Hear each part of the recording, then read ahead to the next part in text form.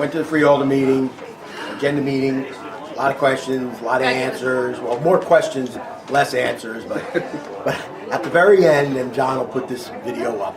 At the very end, freeholder wrap up comments, one by one. The little donkeys were saying things. But anyway, then it came hudak time. And I guess he must have practiced it, I'm sure, at home in front of the mirror, so he sounded like he was authority, But anyway. He looked something up. Yeah, he looked something up. He actually probably said probably did his research. I wrote it up for him. But anyway. Was that why he was cackling like a hyena in the back of the room probably. when I left? So Hudak, Hudak started taking shots at the governor. First, he commended the governor, which is interesting. I guess that's his format. Yeah. So he commended the governor. It probably takes us from the playbook of us. We start saying good things next time. So anyway, he said it was great. Increase of educational aid to the schools that the governor has done is the largest, whatever. And he threw out some numbers. But then he says, but you gotta look at the fine print. And then he started blathering on about something about costs or something. So I'm listening, and all it was grandstanding and politicking against the governor. It had nothing to do with really the freeholder, the county, etc. Response to I don't know how quick to the gentleman who he spoke about the property taxes and the county property taxes and how it was affecting his neighbor. And, we're always very sensitive to that. We are trying to address our budget issues as all municipalities and all government entities, and that includes school districts in the state of New Jersey. This past morning, I turned on TV and there was a commercial by an individual who's running for governor. I won't name his name.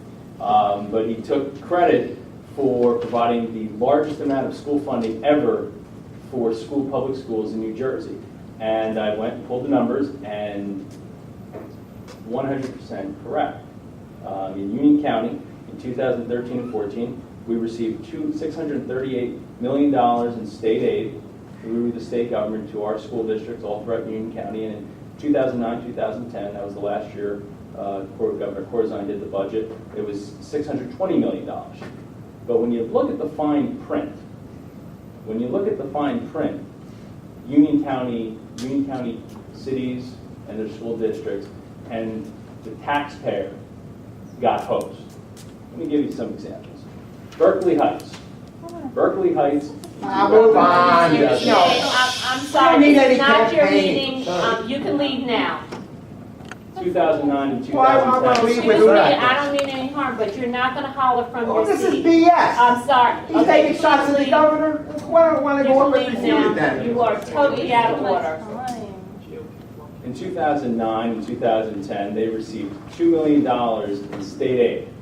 That aid was zeroed out in 2010 and 2011, and they are back up this year to a whopping $1.12 million, a little over half of what they received under this government. Cranford, $3.3 million in 2009 and 2010. They received 2.2 this year. New Providence, they received 1.4 in 2009 and 2010. They received 800,000 this year. My hometown of Linden received 21 million this year. That's down from nearly 25 in 2009 and 2010. That equated to losses of personnel, teachers, educators, reading coaches in schools throughout Union County. But moreover, that also led to a bigger bite out of the taxpayer. So, sir, respectfully, we are looking to address our budget issues, and we've been very aggressive about it. And a lot of comments made about the meeting we're having after this, the executive session we're having after this regular meeting to talk about Reynolds Hospital. That's part of this process. But we have to remember that voters need to remember that the bite coming out of their tax bill is also coming from Trent, and money that was taken to fund their schools was being taken away and diverted to other causes. Thank you, Madam Chair. Thank you. Before I turn it over to the county manager, I'd like to thank my colleagues, especially Freehold. Excuse me, Ms. Brenna, if you cannot be quiet or speak a lot lower, then you can leave also. Thank you. One of the things I'd like to say is, Freehold and Maribel, thank you for your comments, because I think it's important for everyone to understand the fact that we don't just show up to these meetings and open up a piece of paper and think that we're voting on it. There is a lot of work that is done behind the scenes, and there is communication that goes on. One of the things, we do have committee meetings we're assigned to, and we do work those committee meetings. I want to thank the directors for the hard work that they do. They do prep for our meetings, but I couldn't tolerate it. Bruce got thrown out, and I just couldn't sit there no more. So Hudak was tolerate it. blathering on, and I stood up and I said, I can't believe it. I said, you're politicking. Why don't you be quiet? I don't know. I'm sure whatever's on the video, it wasn't good. I'm sure. So we anyway, were sitting there talking. She said we were talking too loud. Yeah. Well, Carter said, hurting her ears or said something. goodbye. He voted me off the island. So a cop came over and escorted me out. I sat in the foyer waiting for you, and the cop came back out in the foyer and said, I'm sorry, you can't sit here in the foyer. You have to go outside. And I said, well, why? He says, they told me. And I said, who? I said, tell me who told you that. And I'm sure somebody probably did, but anyway. So it was nice outside, so I sat outside. No big deal. But that was my incident. I mean, Hudak, he talks about fine print. We know his fine print. He's a moron. Well, that's basically and he's fine getting print. a $60,000 salary at Kane to be an events planner. Those kids have to come up with $60,000 in tuition to cover his salary, and he wants to sit there and talk nonsense. Probably some kid can't have a grant for his education because Hudak's just sucking it in.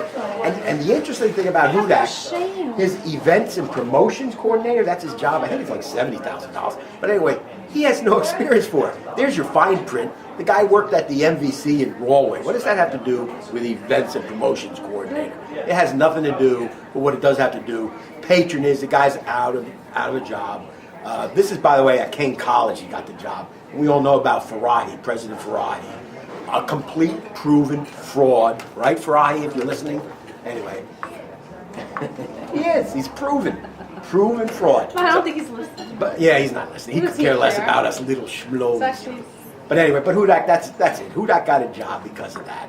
So that's it. And none of them had an answer for why this man has to work 40 hours more to cover their accounting portion share of their tax bill. Not one of them had the respect to say anything about that. They just took cheap shots and about how they're prudent about their budget, which we all know is a lie. I mean, they had budget hearings of all of 2 hours. They lasted. You got up and walked out now, right? I couldn't handle it. After I got thrown out, then The closing comments are inane. There's 9 of them. If they all take 3 minutes even, just 3 minutes for their inane closing comments about get your flu shot and order a prescription card for your animals and there is a party this weekend and go walk in the woods. And these are our leaders of a $500 million budget. You like watching your clock. I want to get out of there. I have other places I'd rather be than listen to this inane nonsense. And then when they want to harass the public, especially, I couldn't take it anymore. You want to throw me out? I will leave. Who wants to listen to you? It's torturous.